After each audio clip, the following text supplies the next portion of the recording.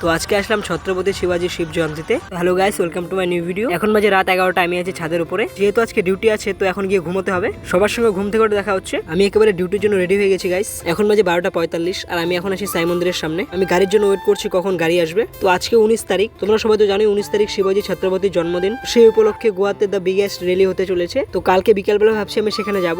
যদি আমি সেখানে যাই তোমাদের ভিডিওতে আমি অবশ্যই দেখাবো, কিন্তু তার আগে আমাকে যেতে হবে ডিউটিতে, যেহেতু এটাই আমার কাজ। তো আমি ভিডিওটা এখন এখানে শেষ করছি, যেহেতু মোবাইল নিয়ে ভেতরে অ্যালাউ নেই।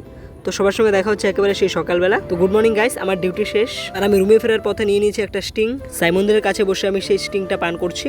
আর আমার সঙ্গে রয়েছে উমাকান্ত মুভি ডাউনলোড করছে। যেহেতু আমার 5G ফোন, আনলিমিটেড ইন্টারনেট, তাই সে মুভি ডাউনলোড করছে। আর গাইস, এটা হচ্ছে সাই মন্দির। এখানে পুজো ছিল, আমি তো তোমাদের দেখিয়েছি, দেখতে পাচ্ছ এখনো সাজগোজ রয়েছে। তারপর সাই মন্দির থেকে চলে এসেছি একবারে রুমের মধ্যে। রুমে এসে আমি ছাদে চলে যাচ্ছি ব্রাশ করার জন্য, যেহেতু প্রতিদিনের ডেলি রুটিন এটা আমার। তারপরে ব্রাশ করতে করতে হঠাৎ চোখ গেল পাহাড়ের দিকে। দেখলাম যে গাছগুলোতে প্রচুর পরিমাণে বাদর বসে আছে। এগুলো হচ্ছে লং টেল ম্যাকাক, এক কথা বলতে গেলে হনুমান। তো চলো এবার বাদরগুলোর সাথে একটু মজা করা যাক। তো বাদরের সংখ্যা প্রায় 20টা আর আমি রয়েছি একা। তারপর আমি নিয়ে নিয়েছি একটা পাথর বাদরগুলোকে মারার জন্য। যদি বাদরগুলো আমাকে ধরতে পারে তাহলে একেবারে ছিঁড়ে ফেলবে, কিন্তু আমি বাদরগুলোকে ঢেল মারিনি। যেহেতু আমরা হিন্দু, বাদরকে হনুমান রূপে পূজা করি আমরা, এটা কখনোই শোভা পায় না। তারপর আমি ছাদ থেকে চলে এসেছি রুমে। এখন বাজে দুপুর 12টা, যেহেতু রাতে ডিউটি ছিল। সবার সঙ্গে ঘুম থেকে দেখা হচ্ছে গাইস। তো ঘুম থেকে আমি চলে এসেছি একেবারে ছাদের মধ্যে দাঁত ব্রাশ করতে। তার সাথে নিতে হবে আমার প্যান্ট আর গেঞ্জিটা, যেটা আমি চান করার সময় শুকোতে দিয়েছিলাম গাইস। তারপরে আমার চোখ গেল পাশের ফুল গাছটার দিকে। দেখতে পাচ্ছ গাছটাতে কত সুন্দর ফুল ফুটে রয়েছে, আর এখানে রয়েছে একটা পুদিনা গাছ। এখন আমি চলে যাচ্ছি রুমের মধ্যে। আর রুমের মধ্যে এসে আমি মুখ ধুয়ে নিয়েছি, যেহেতু আমি চান সকালেই করেছি আর আমি চান করবো না। তো এখন যাবো পন্ডা শিবাজি জয়ন্তীতে। তার আগে আমাকে ড্রেস পরতে হবে। তো উমাকান্ত আমাকে বার্থডেতে যে টি শার্টটা গিফট করেছিল আমি সেটাই পরছি। তোমাদের তো আমি বলেছি 18 তারিখে আমার বার্থডে ছিল, সেটা আমি ভিডিওতে দেখিয়েছি ওকে কে আমাকে উইশ করেছিল। রেডি হয়ে সবার সঙ্গে দেখা হচ্ছে।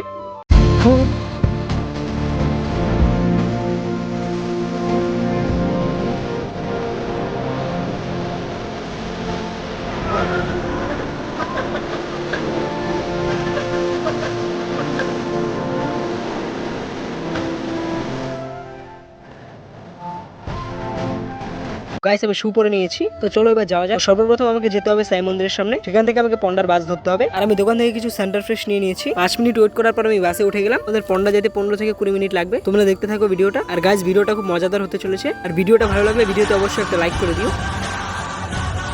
তো বন্ধুরা, অবশেষে অপেক্ষার অবসান হলো। দেখতে পাচ্ছ প্রায় 20 মিনিট অপেক্ষা করার পর অবশেষে র্যালিটা আসছে। আর বন্ধুরা, এটা হচ্ছে পন্ডার বিগেস্ট র্যালি। এটা একটা হিন্দু মিলন উৎসব। তো তোমরা ভিডিওটা দেখতে থাকো।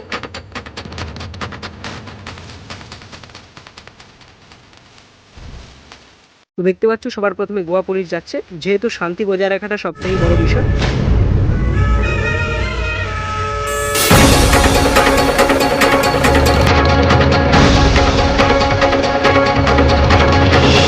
তো বন্ধুরা, দেখতে পাচ্ছ র্যালি স্টার্ট হয়ে গেছে। তো ভিডিওটা সবাই দেখতে থাকো। আমি আর এই ভিডিওতে এখন আর ভয়েস দিচ্ছি না। তো ভিডিওটা কেমন হয় সবাই কমেন্টে জানিয়ে দিও।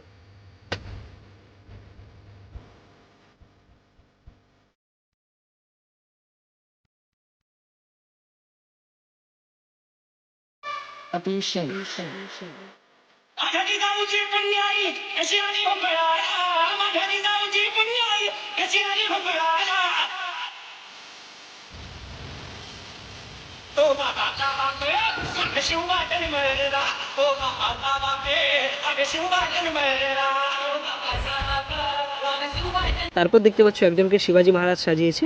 দেখতে অনেকটা শিবাজি মহারাজের মতোই। তার পেছনে রয়েছে মারাঠাদের ঐতিহ্য। আমি একজন বাঙালি, কিন্তু আমার পাঞ্জাবি আর মারাঠাদের খুব ভালো লাগে। তাদের কালচারটা আমার ভীষণ প্রিয়। তো তোমরা র্যালিটা দেখতে থাকো সবাই, আর ভিডিওটা লাইক করে দিও।